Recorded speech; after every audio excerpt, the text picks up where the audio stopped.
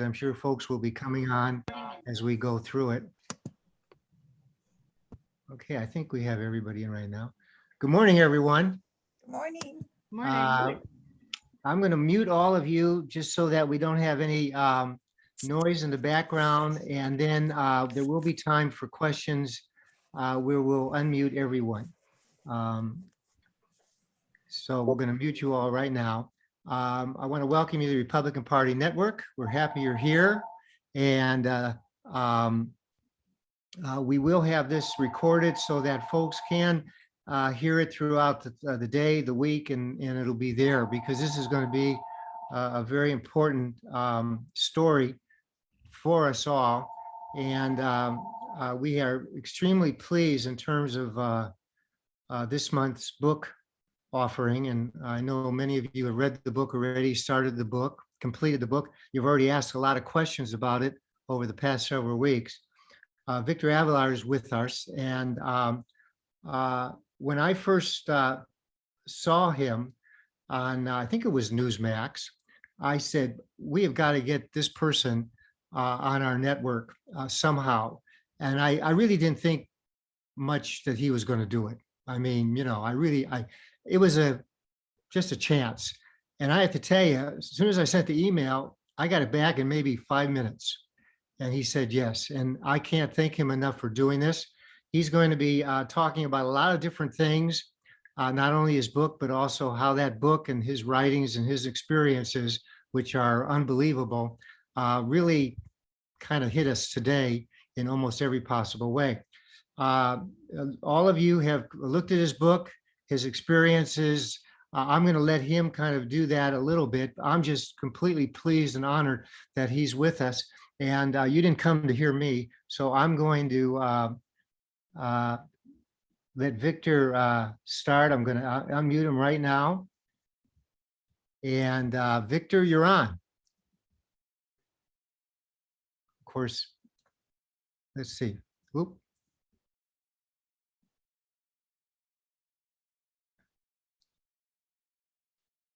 I need you to unmute.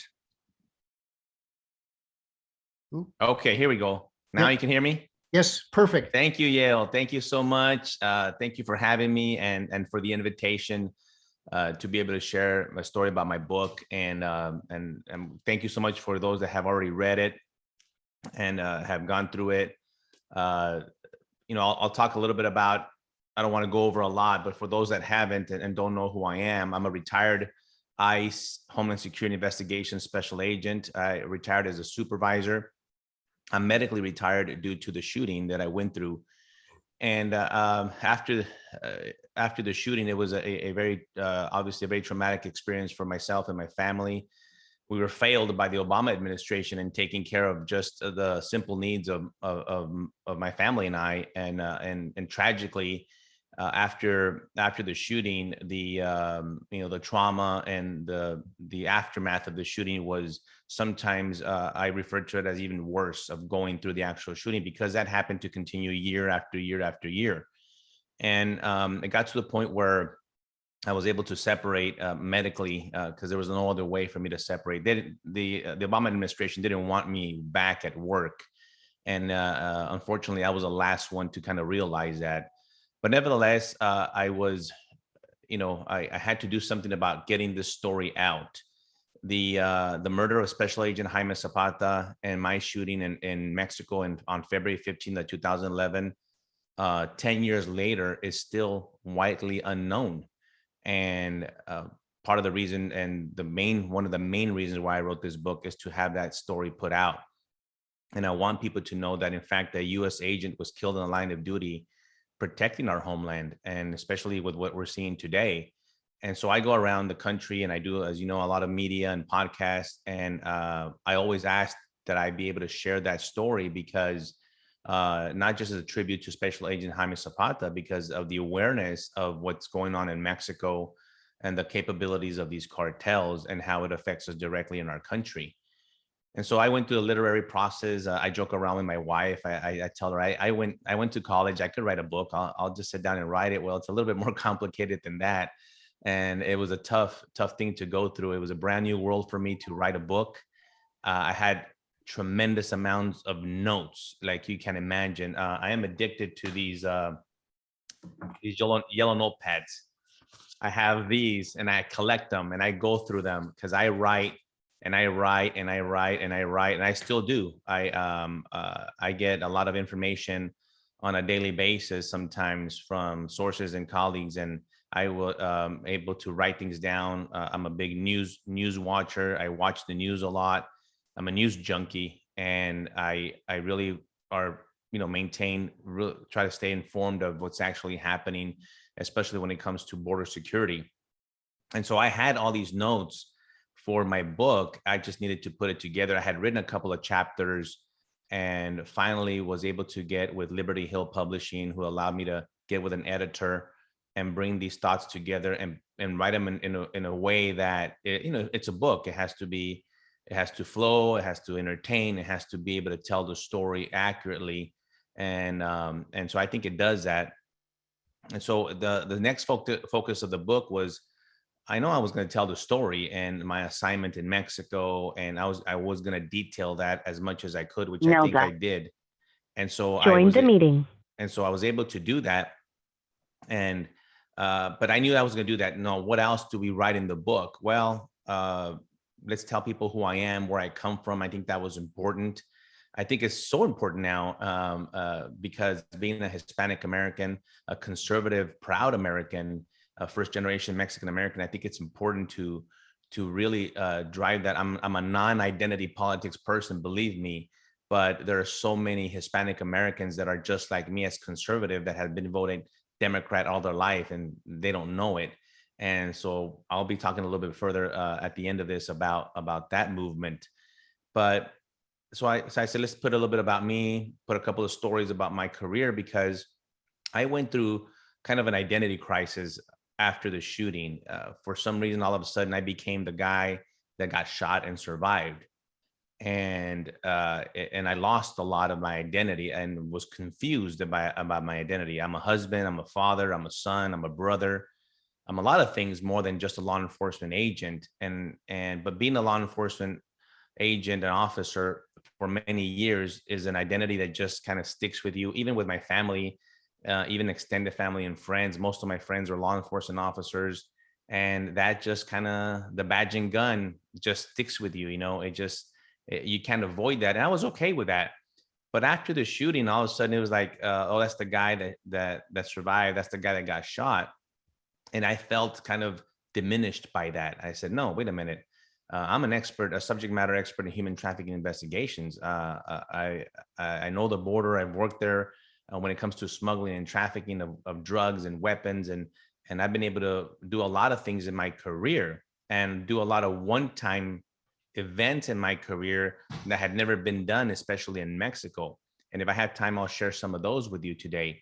And proud of those, because I was very proud of my work ethic and been able to be a working agent. As I always say, a lot of my speeches, people tell me, what do you mean when you say working agent?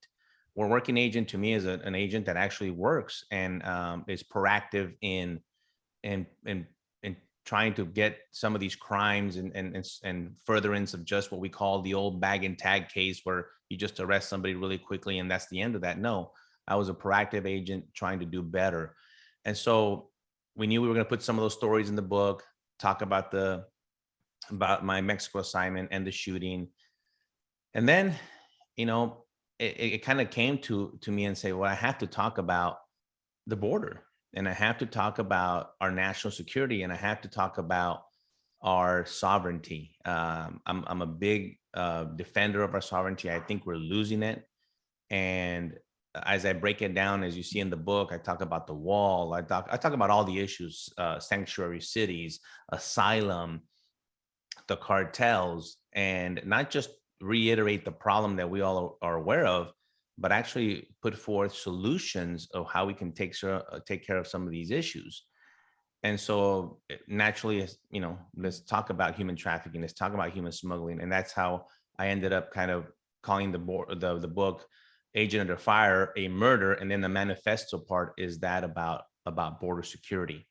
And so that just came natural to me to be able to share as not as a person that's gone to the border and visited for 5 minutes for a photo op, but someone that has actually worked there most of my career in Mexico from a hands-on approach, as a U.S. diplomat, as well as in several capacities.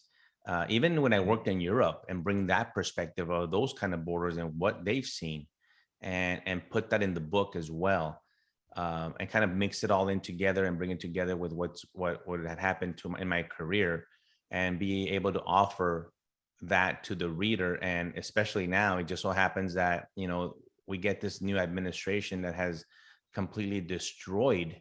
If you read my book, they're doing completely the opposite of what I have in that book. And not just in my book, but other the prior administration and what they've done, they have completely undermined it and destroyed that. And so what do we do about it now? What do we do about it? What are the solutions? And we could talk about that.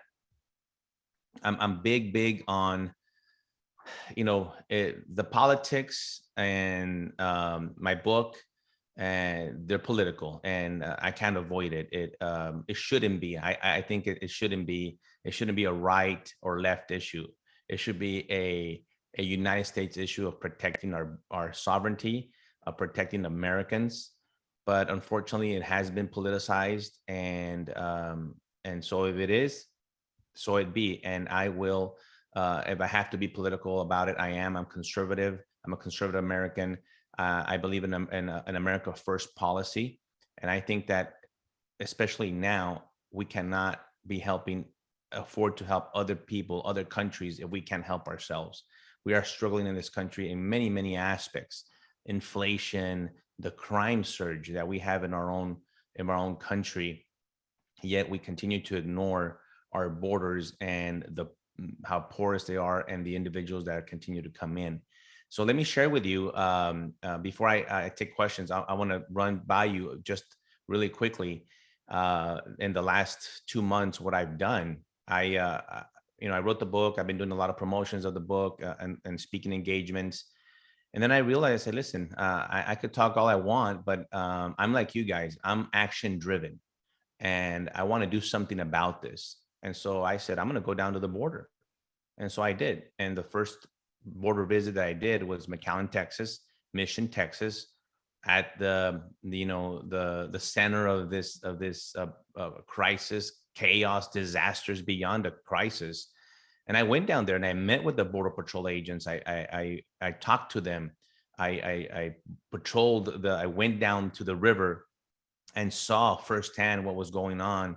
The Donna facility, remember that, when all this craziness was happening, that these people were, and the kids, and this whole chaos down there this was in March, and they were still trying to kind of get these things organized, because the Biden administration completely undid, as you all know, every policy. Especially the main one was a MPP, the Migrant Protection Protocol, which is the Remain in Mexico policy, which basically destroyed the seeking asylum.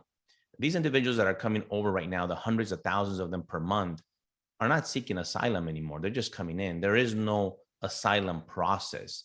Although you might hear that this is what they are, they're asylum seekers. That's not the case. They're just being allowed in, and some are being processed and some are not.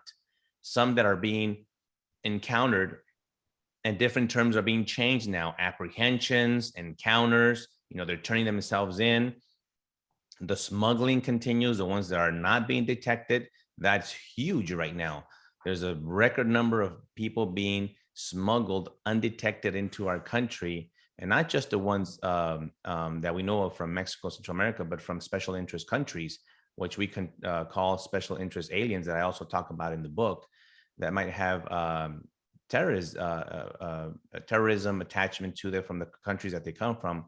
And so those individuals are also in Mexico as well. I interviewed them 10 years ago when I was there, and was able to go into the immigration detention facilities in Mexico with translators and talk to these individuals. They've been in Mexico, and they have used Mexico to access our country for many years.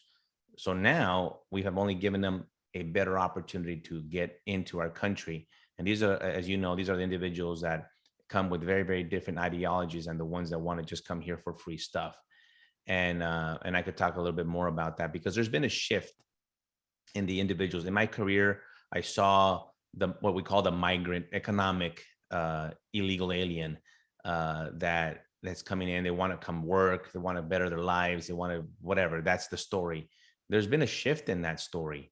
There's a major shift now. What they're saying is, some are still saying that they want to come work, but a vast majority of them are saying that they want to come over for the free entitlements that the government's going to give them. They're here for the education. They're here for the money, the stimulus checks. They're here for everything else that the Biden administration has promised them to give them. And that's a major shift from just an attitude. Now they're coming with a kind of an entitlement attitude that the Obama administration is, I mean, the Biden administration is going to give them. And so I went down to the border. I saw what was happening in McAllen. And let me tell you, it was out of control. In my 20 years, I had never seen this. And so I was able to see that, assess it, and tell you that it is just out of control. I witnessed 400 plus individuals come in from the river and walk in, turn themselves into Border Patrol, and then be put on a bus and taken to downtown McAllen and released to the streets.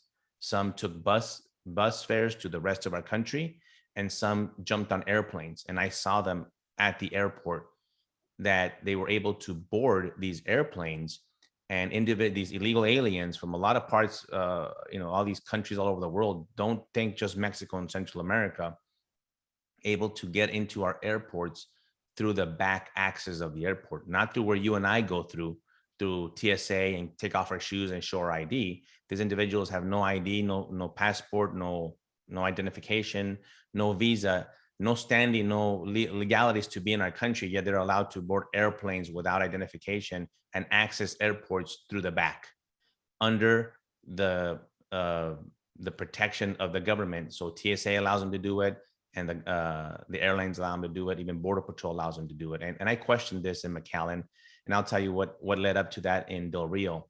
And so I gathered all this information, the NGOs, the non-government organizations, and how they're involved. There's a lot of bad ones in there. There's some good ones that mean well, but there's a lot of bad ones in there that are just taking the money and exploiting these individuals. And I'll say this clear. I want to be clear about this. I'm not so against the individual illegal alien, because if I was from Guatemala, if I was from Venezuela, I do exactly the same thing. They open the borders to the United States, I'm coming over. And this is an administration problem. But yes, I do hold some of these individuals, illegal aliens, accountable. For example, the parents that leave their kids in the hands of the cartels voluntarily, or sometimes without them asking, they're taken from them.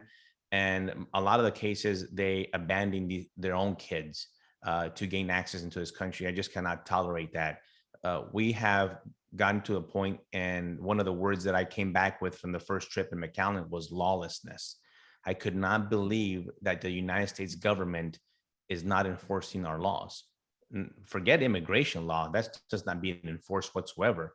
But there's a lot of other laws, federal and state laws, that are being ignored completely. Yet, if you and I would commit these violations of law, we would be prosecuted like child endangerment, laws like that. When you abandon your children and do all these kind of things, child trafficking, human trafficking, smuggling, they're not getting prosecuted. And so it's lawlessness down there. And so I took all that information and I said, well, you know what? I came back, and I'm going to go check the other part of Texas. And I went to El Paso, Hudspeth County, which is very different. The terrain is different. I stood in the middle of the Rio Grande River with very little water in there, just to prove a point that our border is wide open. There is no border wall. There is no barrier. SUVs full of drugs come through there. The fentanyl, the methamphetamine, the cocaine, the heroin continues to pour in. The counterfeit pills right now is an epidemic in our country, killing our kids all over our country. And the smuggling in that part of Texas, it's all about the smuggling. No one is walking up to Border Patrol and turning themselves in. They're the parts of New Mexico where there is a wall, they're jumping that wall, the Trump wall, they're jumping it. And a lot of individuals are being killed when they jump that wall. They fall and die and break their neck. These are things that I learned. I learned so many things by visiting down at the border, which that our elected officials are not going to do that. I was in El Paso and I was watching, Kamala Harris go down there, and she actually did not go to the border. She was in El Paso City, which is where I'm born and raised, but she actually did not even go to the port of entry, which is very highly disappointing, because I know they don't want to show the wall. I know they don't want to show the border. I know El Paso being one of the more secure areas, but what's happening now is that there's no border patrol. All the border patrol resources have been shifted down to the high end in Arizona, and of course down in the southern Texas and the RGV, Rio Grande Valley, that there are very, very little border patrol agents to patrol the El Paso sector. And so I saw that. I saw the individuals jump and was told by Border Patrol how many people, illegal aliens, are injured in jumping this wall. Broken legs, broken arms, broken hips. That, guess what? The United States, we have to take them in and take care of them and pay and foot that bill. And like I mentioned before, many others jump that wall and die as well. So that I noticed the cartel influence in that part of the of Texas, where it's very, very dangerous. There's parts of the border where the agents advised me not to go over certain parts of the mountain, or you could possibly get shot at by the cartel on the other side. And it's very, very different, dangerous, uh, young adult males jumping, and those are the ones that infiltrating and coming into our country illegally. And so I took that information also in Hudspeth County, talked to border agent where the border wall ends, where the construction ended there in Hudspeth County. At dark at night, the lights have been turned off. The technology that goes in conjunction with the wall. And I explained, the wall is not by itself going to solve everything, but it's a part of a systematic approach to securing the border. We have lights, we have fiber optics, we have drones, we have sensors, we have the wall, we have border agents, we have a lot of cameras, we have a lot of technology there, that the wall happens to be part of it. But the Obama, I keep saying Obama because I think they're one and the same, but the Biden administration turned all that off as well. Not only did they just stop the construction of the wall, but they also turned off the technology. And so that hurts our men and women of Border Patrol to continue to protect and to actually patrol that southern border. So that's what I saw there in El Paso and Hudspeth County.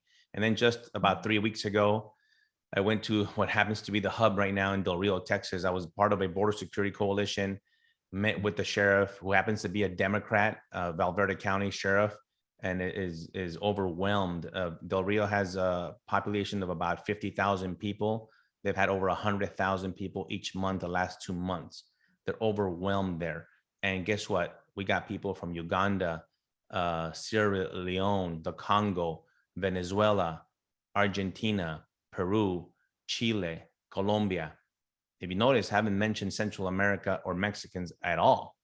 And the big difference that I saw in Del Rio, aside from the smuggling, because that is big over there on the sides and on the exterior of the part of the country, the county, in the middle, where these individuals that are turning themselves into Border Patrol are individuals that have money, are people from Venezuela. I interviewed them, people from Uganda, from Haiti, that have the ability to come in and purchase a vehicle and drive themselves to Florida. Yes, you heard that right. Illegal aliens buying a car, a used car, cash, and driving themselves to Florida. And we're talking about doctors, lawyers, radiologists, electricians, teachers, educated people that, although they have horrific conditions in Venezuela, are live okay, but as they tell me firsthand, the border's open. Why not take advantage and they're gonna let me in, so might as well come over and in addition to all that, the majority of the women that I saw, I can't tell you 100%, but I would say over 90% of them are pregnant, and some of them are later stages of pregnancy as well. It is chaotic. It is disastrous in many aspects, national security and public safety, for me, is the number one issue, because aside from all the other issues, the schooling system, the healthcare system, the criminal justice system, which are going to be affected throughout the country, because every state is going to start becoming a border state, because these individuals are going everywhere. And I witnessed a family unit from Uganda boarding the same flight that I boarded from Del Rio to Dallas, without an ID, without identification, without a passport, without a visa. I interviewed the lady, and spoke very well English, very good English, and she told me the smuggling route, how she got from Africa through Central America, South America, Central America, into Mexico, all the way to Del Rio. And she even offered me the smuggling phone number of the smuggler that would get my family over as a discount, with a discount, because I was talking to her, not like I'm talking to you now, but as my old ways of my undercover work, and trying to get information from her. And she was very forthcoming and giving me all the information, because they have nothing to hide. They're not feared. There's no fear of anything. There's no prosecution of anything. Yet I was at the airport, and I have videos of this, of them getting a boarding pass from American Airlines. And I saw American Airlines going on that computer. And I'm thinking, what justification and what law was passed that allows people from anywhere, even an American, to board an airplane without an identification? I wasn't aware of it. I didn't know that Congress had passed a law, and all of a sudden, that instruction has come down, the Biden administration, not just to TSA but the airlines, to allow them to do that. And so I purposely stood behind them in line as they went through TSA, and to see, in fact, what the TSA agent would do. You all know what you have to do. You show up with your boarding pass, either with a paper or your phone and your ID, and you show it, and you get clicked, and you go on, and you take off your shoes, and you've been doing this since 9/11. Well, they didn't have to do any of this. They showed up to the TSA agent and handed over a yellow envelope. And you probably heard about these yellow envelopes. Have a lot of paperwork in there, what Border Patrol has given them, but none of the paperwork contained an identification. So we don't have any vetted information of these individuals. They haven't been vetted properly by anyone, because the Biden administration is moving these people as fast as possible, because they don't want to see overcrowding of these facilities. So I'm videotaping. The TSA agent knows that I'm videotaping them, and he's kind of fumbling through the paperwork and allows them to go through. And so when I came up next, I asked them, what identification did they show you to get on? And he was very, very upset right away, very upset for me questioning him. And he asked me who I was, and I told him I was a retired HSI agent. And he says, well, I don't care, you're off duty. He didn't hear, I guess, the retired part. And he says, I'm not going to talk to you, and I don't need to justify. And I said, listen, you're the Department of Homeland Security. You're the TSA. Have you forgotten 9/11 already? You just allowed 3 people to board this airplane that I'm going to board without an identification. Well, guess what? I'm not going to show you mine. How's that going to work? I'm not going to show you mine, and I'm going to get on this airplane. And he says, you're not. And so you're not going to let me on. I'm a United States citizen. I have an identification. I have my boarding pass, and you won't let me on? Listen to what you're saying. And so he was irate. He was super upset. As a trained agent, the more upset you get, the calmer I get. And I said, why are you getting so upset? Your duty under the Department of Homeland Security is to secure and to protect us from anyone that you don't know about to board an airplane. Don't you remember that this is what they've done before? And so you are not going to allow me, as a United States citizen with a valid ID, to board this airplane. So eventually, long story short, I had to show my ID, or I wasn't going to get home. This is the upside down and backwards policy that is going on in our southwest border. It is out of control, ladies and gentlemen. And so I'm going to continue to be a voice to bring the awareness, because believe it or not, you guys and on the border in Arizona, we're on top of it. But as soon as you start talking to, I do a lot of interviews all over the country, and I hear responses like, well, I heard something about the kids. I heard something about something going on down there, and not really aware of what the realities are of our border. And yet I'm trying to be a voice to bring the real depiction of what's going on, because the mainstream media obviously is not, they haven't even been down there. They're not going to report it. And it's a tragedy, because I focus a lot, like I mentioned, is the public safety. We have a crime surge in our country. Look at what happened in Chicago, even in Dallas here, shootings and shootings, St. Louis, murders. A lot of that violence is attributed to the cartels because the cartels are present in every city in our country, everywhere. Don't even doubt about it. The violence in Mexico is out of control. They kidnapped just last week, about 4 days ago, they kidnapped two Mexican National Guardsmen and kidnapped them and tortured them for days. The cartels are not afraid of the National Guard, their own military. They're not afraid of the police, the state, federal. They're not afraid of anyone. They control Mexico. And a lot of people think, well, it's the cartels in Mexico. We don't have to worry about that. It's over there.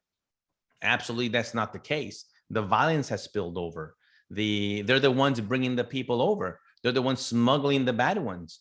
We have the highest rate of stash houses around our border right now. And I'm very familiar with Arizona. We used to have the hostage cases back in the early 2000s when they're starting to come up again, where these cartel members they hold these individuals in the stash homes and don't let them leave and hold them against their will until they pay an additional fee to be released. And we're starting to see those cases again. We're starting to see the high-speed chases. Just last week, a very graphic video of a pickup truck that crashed and killed 6 undocumented aliens. Another one that I have in Del Rio, a rollover that had 17 undocumented illegal aliens in a small SUV, and one was killed. It is continuing almost on a daily basis. It's happening down there. And guess what? The drugs continue to get smuggled in, and all the bad people. I'll close with this, and I want to take some of your questions. The gotaways. You're going to hear that term. I know you know what that term means, is how many of these individuals have got away. Well, Border Patrol doesn't actually have the number of gotaways. I hear from some of the sources that might be 2 or 3 times the actual number of apprehensions. So if they apprehended 100, we might have 100,000. They might have 300,000 that got away and have entered our country illegally. And we have absolutely no idea where they're at, no identification, no vetting, none whatsoever. Even on some of the ones that we have even encountered, we don't have full intel on these individuals that are coming in. It is destructive, and I'm all for action. The state of Texas has stepped up, and a little late in doing this, because I think our governor had the opportunity to do much more way back then. However, at least now we have my hats off to our Texas DPS, our troopers. We are getting troopers from Florida, Nebraska, and other states to help us. The problem is they don't have the jurisdiction to enforce federal law. And so people ask me, what do we do? What solutions do we have? I want them deputized, all of them, as federal agents. Not only do I want all state and local police deputized as federal agents, I want certain civilians deputized as federal agents as well. And let's send that surge down to the border and secure it. Because until we start arresting individuals for illegally entering our country, it's never going to stop. We as a state, and I know a lot of you in Arizona, we have to do it ourselves at the state level and protect our sovereign states, because we can't wait for the Biden administration to do it, because they're not going to do it. So the state has to step up and say, you're not going to use our state highways to transport and smuggle human beings. We're going to prosecute you for that violation. The Texas talked about prosecuting them for criminal trespass. Complicated, easier said than done because of the space issues. But I'm all for exploring solutions right now, and not, we're 6 months into this and it's out of control. We can't afford to go 3.5 more years at this pace, because we're already close, if not already hit over 1 million people illegally in our country. And how many of those we don't know are going to cause us harm? How many of those are going to be a burden in our schools? How many are going to be a burden in our healthcare system? And of course, I know they're going to be a burden in our criminal justice system. And before I forget, the Biden administration has basically abolished ICE when it comes to the interior enforcement of our country. You know, that we heard the abolishment of ICE for years. We're going to abolish ICE. And then they've been very quiet about it, because they have already done it. they have systematically and administratively abolished the other side of ICE. I worked for ICE HSI, Homeland Security Investigations, which are the investigators or special agents, but the ICE ERO, the enforcement removal operations, which are the officers, ICE officers that deport people, that put them back on airplanes and send them back to the home, that take care of the detention facilities, that look out for fugitives. That has basically been dismantled. Last 2 months ago, there was 3,000 deportations. That's it. That was a record low ever of people being deported from this country. However, there continue to be released from the interior detention facilities all over our country into the streets. They're not being deported. And that is a national security and a public safety issue, because where do these individuals go? They go to our communities. They cut our lawns. They become our roofers. They're the mechanics. They're all over our communities. Whether you like it or not, they're going to be there. And a lot of them are criminal elements. The Biden administration did away with Operation Talon, which specifically allowed ICE ERO to go after convicted illegal aliens of sex crimes, child trafficking, child pornography possession, distribution, the worst of the worst, child molesters. And he said, no, we dismantled that operation. So you're not going to go after them and deport them. So we can't deport sex offenders that are legally in this country. I don't know who can we deport anymore. And so on top of all these solutions that we could do at the state level, we have to continue to put the pressure on the Biden administration. We have to continue to put our foot on their throats and make them go down to the border. Even if they're going to stand there and not visit, whatever it is that we have to do, we cannot let up, because we have to force them and force their hand to at least hopefully see an implementation of some of these policies that were there before, that were working, that could be done today by the stroke of a pen. But it's going to take a community effort. We have to stand behind our sheriffs. We have to stand behind our Border Patrol agents. We have to really, our state police, they have to know that we have their back.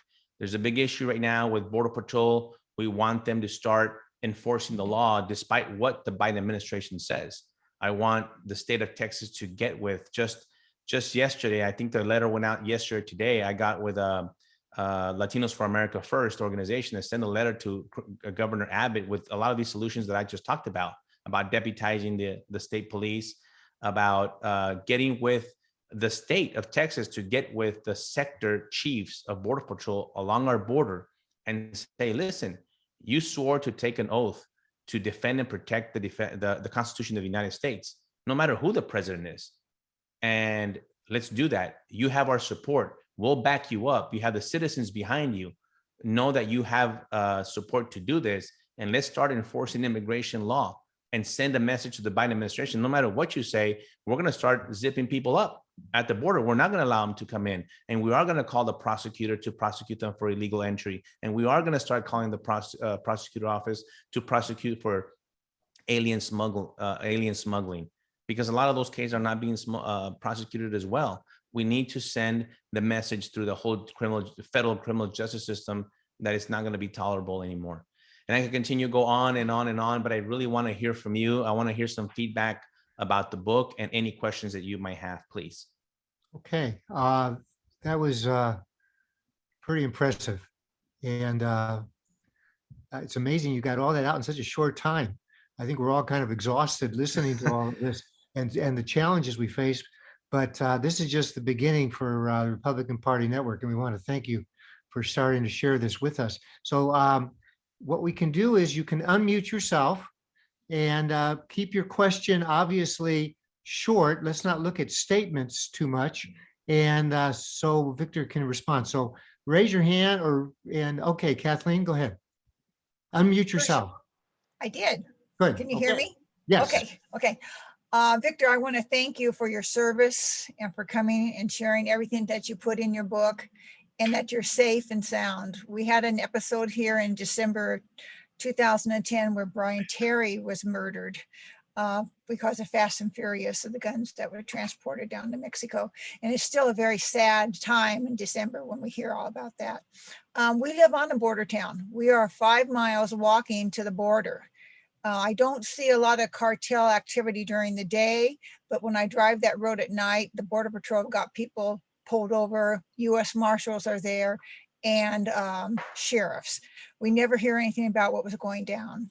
And the other thing is that we had a high increase of 18 to 25-year-olds up in the Phoenix area being recruited by the cartels because they're unemployed and they can make big money. And in our A+ school district that we've had for years, drugs are now running rampant in that school that were never there before. So God bless you for what you've done, and hope you have a good life. Thank you, thank you. I'll mention this. I'm very well connected. I'm really good friends with the Terry family, and I stay in contact with them. Right now, we are in contact with Representative Marjorie Taylor Greene, and you know, she wants to abolish the ATF, and I support her 100% to abolish the ATF. And you know, 2 of the weapons used against us were tied to Operation Fast and Furious, so I'm very, very familiar with that. And so yes, I continue to fight with the Terry family for answers for that. That still continues to happen. By the way, you know, the Biden administration, Biden came out last week and talked about guns, and you know, they ignore the guns that they allowed to be smuggled into Mexico under their own watch. But yes, and what you mentioned, another thing is the young individuals. You know, under the federal law, if you're 17, you're considered a minor. Well, guess what? The majority, over 75% of the individuals being apprehended are 17 years old. And so when people hear unaccompanied minor, for some reason in your mind, and I'm guilty of this as well, you think 5, 6 years old, right? You think a child. And there are children, believe me, there are.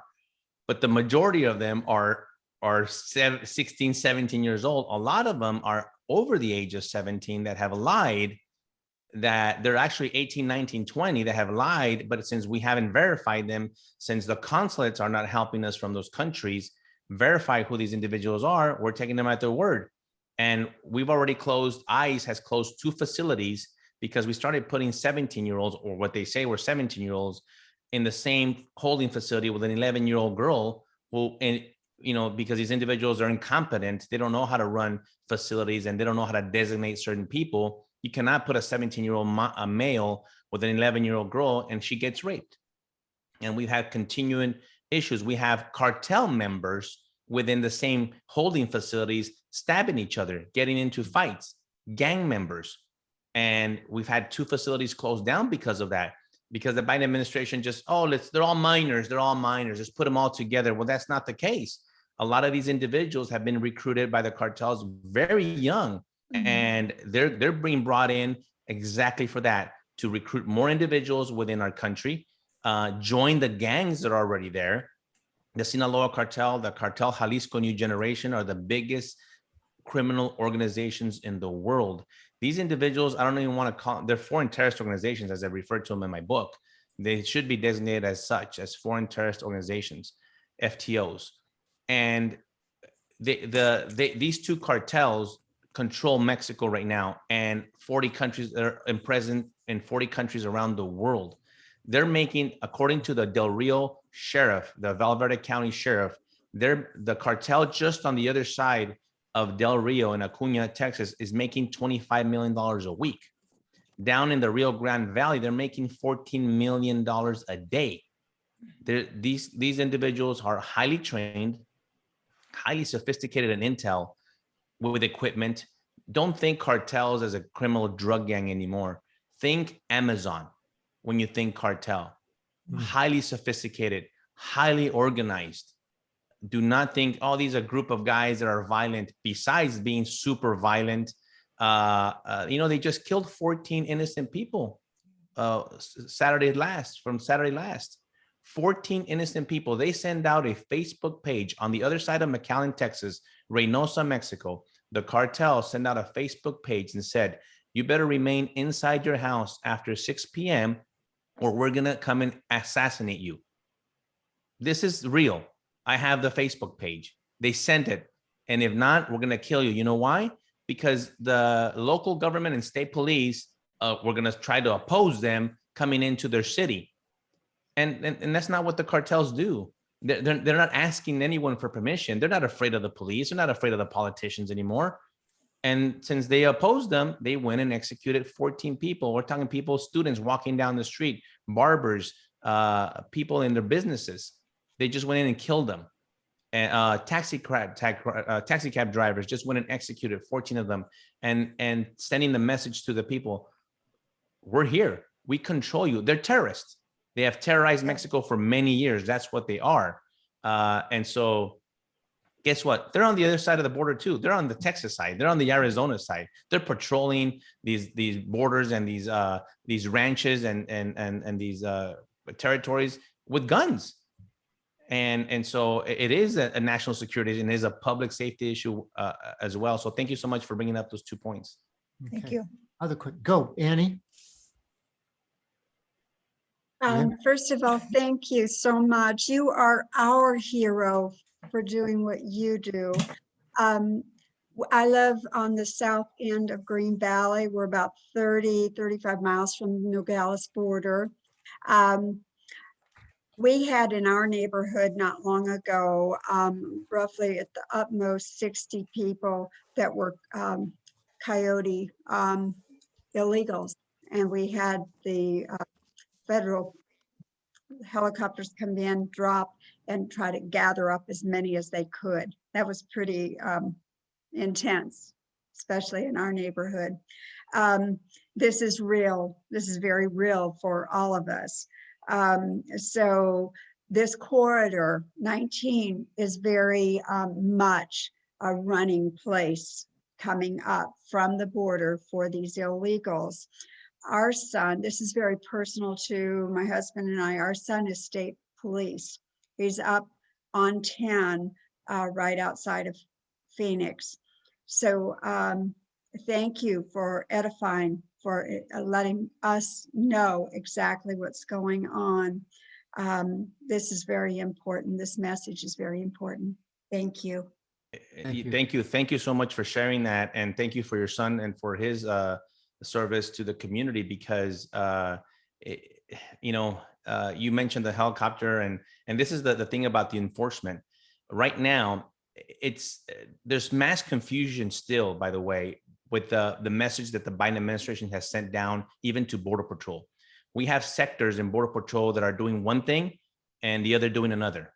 For example, Title 42 might go away altogether, but there was already some sectors that were not enforcing Title 42, which is just, I don't want to insult anybody here, but if you don't know what Title 42 is, the pandemic, the COVID, we were keeping people from coming into the country based on that, on the epidemic, and so the pandemic, and so that's the rumor is it's going to go here away in the next couple of weeks. But there were sectors that were already not enforcing it. There were some that were deporting people back, and the word deporting they use deporting wrong, but sending people back, and so it was just kind of all over the place, and it still kind of is. And so it depends on what sector. El Paso is doing one thing, the Rio Grande Valley is doing another, the Tucson is doing another thing, and California, forget them, they're doing a whole different thing. And so we're trying to get them on the same page to enforce the law. The law is the same, that hasn't changed. It's just the interpretation of that by the Biden administration and what they've allowed Border Patrol to do and not do, which I think we need to focus on and say, listen, enforce the law that's there. You don't have to make new legislation or pass new legislation. Just allow them to do their jobs, which is, by the way, that's what they tell me they want to do. Right. Okay. Rose, question?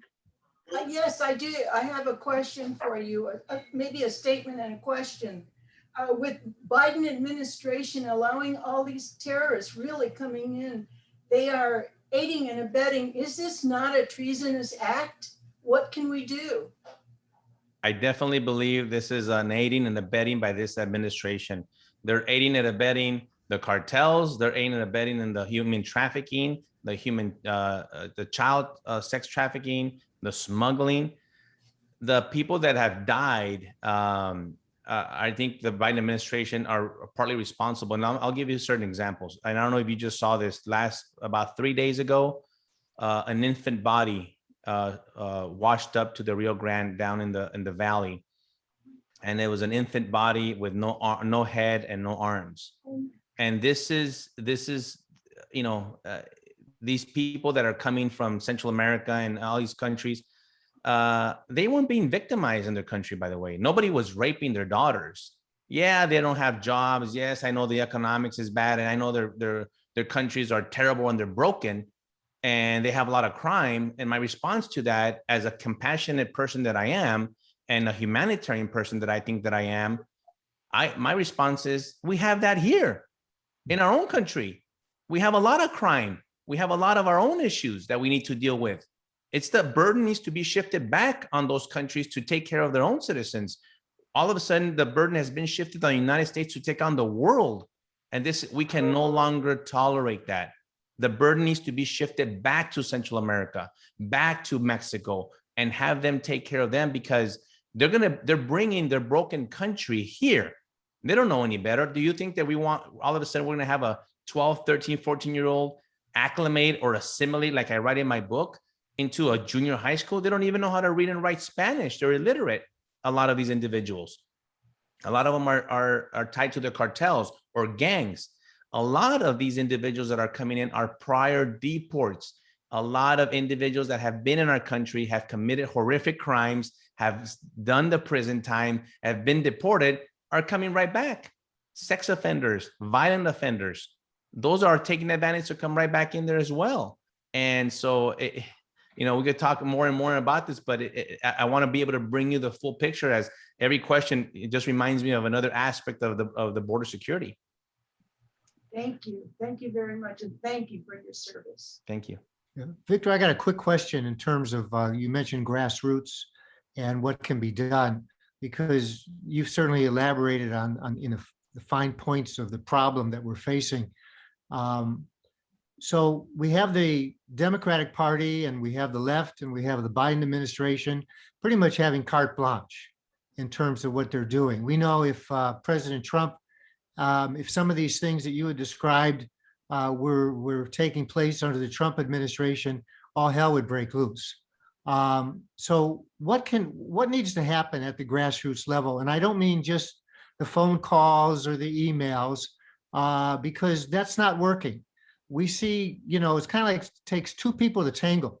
Yeah. So what does the Republican Party do? What must it do, both at the macro level, in Congress, and at the grassroots level with us at the ground? What's your ideas on that? Great question. And I saw this down at the Rio Grande Valley. They flipped these huge blue counties red for Donald Trump. And I went and met with these people, the original Trump train creators. And I said, these are Hispanic Americans that love this country. I said, what is it that you guys did? Listen, they said, we went out and we door knocked. You talk about grassroots, on the ground, hard work, but we took a message to the Hispanic community. And I'm a big advocate of the conservative Hispanic movement, because there's a lot of people like me that have, for some reason, they vote Democrat, that yet their values don't align whatsoever with the Democratic Party. Because the Democrats, I give them credit, they have done such a good job throughout the last 50 years in brainwashing them that automatically they think that they have to vote that way. And so they did this in the Rio Grande Valley. They just did it in McAllen and got a Republican mayor in there that I talked to last week. Same thing, knocking down on doors, bringing a very simple message. And these are the three points that I took away from them. They went to the Hispanic community and asked them three simple questions. Are you for abortion or are you against abortion? They're like, no, we're against abortion. We're Catholics. So why are you voting for Democrats? They're pro-abortion. They'll eliminate a life even at the time of birth. So opening their eyes automatically. Are you for family or are you against family? The Hispanic community is big on family. We're big on family. The Democratic Party is not. Look at the Black Lives Matter. They want to dismantle the nucleus of the family. That's another one. Do you believe in God or not? Absolutely. Most Hispanics do believe in God. And I said, the Democrats don't. They want to remove God from our lives. They want to remove any language that has to do with God. So those three simple messages, boy, did it resonate with the Hispanic community. And I'm not just saying those are the only three. There's a lot more, taxes and other issues. But those three major ones that are in straight conflict with the morals of the Hispanic community, of how we were raised. Because people would ask me, hey, Victor, when did you become a conservative? And I kind of chuckle at it. And I said, you know what? I didn't become anything. I was born and raised this way. The most conservative people I know are my parents. My parents came here the legal way. They worked hard, and they showed that work ethic for me and my sisters to live the American dream. I'm a product of it. I have a twin sister as an attorney. I have my older sister is a successful property manager. This is the right way of doing it. And so I think, to answer your question, that's one grassroots level as far as like political ways to do it. I know the phone calls and the emails are not doing anything, but we have to show up. We need to be present. I want to be able to get all on the federal side, all the US Congress that either like in Arizona and especially all of them in Texas to come together and go to Washington together as a team. The Democrats are really good at doing that. Let's take a look at what they're doing that works. And it's okay if we do it. Let's get together, let's unite and bring all the Republicans together. And let's go to Washington and show and send a message saying, we're not going to allow this. We're one team. And the bigger the team gets, the bigger the voice, the bigger the action. And so, but let me tell you a big issue that happened a week and a half ago. I got a call from a congressman from North Texas. I've been trying to get in contact with him, and he finally calls me and he says, "How can I help you?" And I said, "How can you help me? I don't need the help. What are you doing to help your country and the state of Texas?" And he kind of threw his hands up and said, "Well, that's the Biden administration, and we can't do anything about it until we vote them out." And I said, "No, you see, that's the wrong attitude. Why aren't you meeting with the governor? Why aren't you meeting with all your Congress men and women from the state of Texas, getting them together and reunite to come up with a grassroots effort with people, and let's do a rally, let's do whatever, let's show numbers, let's show unity. Whether you're a Rhino, whether you're a Republican, we're all at the end, I think we're conservative enough to say what's happening at the border is not acceptable. And that's, I think, what needs to be happening done. And I was very, this is the problem that we have with some of these elected officials, that they're not stepping up. Well, I think we're going to hire you as our marketing director for the Republican Party network, because that's exactly what we've been talking about, issues. And you listed the 3 issues that are so key that, just voting for a Republican doesn't do it. Just say, well, vote for the person with the R next to their name is not going to do it for anybody. And you're absolutely right with that. And one more question. We have time for one more question. Go ahead, Tiffany. Thank you for what you're doing, by the way, because I worked on the border between 2018 and 2019 for pretty much the whole entire year. And then COVID hit, and so I haven't been back down there. So I really appreciate a lot of the updates that you're doing. With me being up here in Missouri, I try to keep hold on the Mississippi River, hitting down through Louisiana. So you're just a little bit farther over that way. I noticed something that you stated about when you were at TSA. So I'm wondering if you have any input on what's going to happen in October when the federal law happens to hit with the real IDs for security going through every single airport in the United States, because that's going to be a huge issue for American Airlines, I would think. So I was just wondering what's your feedback, or maybe your answer. I'm gonna give you the truthful answer. Yeah. Nothing. Okay. Nothing's gonna happen, because the law already exists right now, and it doesn't apply to them. I just couldn't believe it. Let me tell you, my blood was boiling. And I was with these Border Security Coalition down in Del Rio. They had already passed and they were kind of nervous. And I said, listen, I'm unafraid. If you already kind of noticed for me a little bit, I'm unafraid. I've stared death in its eye, and I'm like, you know what? I'm going to question these people, and I'm going to question it. And I question this TSA agent hard. And because I could, it makes me upset to think that how in the world someone send that instruction down, right? It's not that I know it's not the TSA agent. He's following instructions from the Department of Homeland Security, the secretary, from the president. the American Airlines, Southwest Airlines, the airlines are getting instructions to allow them on.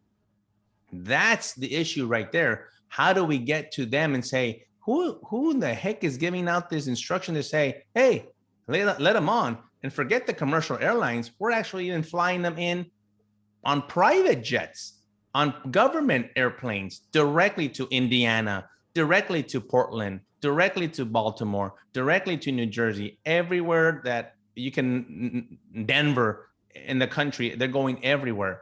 And so the law, I hope what it does is bring more attention and say, well, and thank you for bringing it up, because I'll make a note of it. When this law passes, I'm going to say, well, you could pass so many laws, kind of like guns, right? You could pass 600,000 million gun laws, but the bad guy is always going to have one. Right? Doesn't matter how many laws you pass. All you affect is a law-abiding citizen. And so the same thing I think is going to happen with this voter ID is that we all have IDs. We have no problem getting ID and getting our airplane. It's the illegals. If you're not going to enforce it against the illegals, then it's going to be a moot point. But I'll make sure and be loud about that as well. Right, because we've passed a few laws for the human trafficking side in the past 3 years, but we've had a huge part with implementation of these laws. Yes. And so that's why we've got a new one coming out for 2022 about implementation, and I took over for all 48 states. And that's why I was wondering Enforcement. Right. Yes. Okay, thank you. Thank you.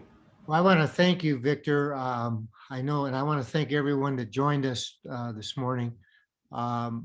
This has been pretty powerful. And I know just listening to you, we would be here all day long, and you would too, because we can tell the passion where you are, and that's what we are too.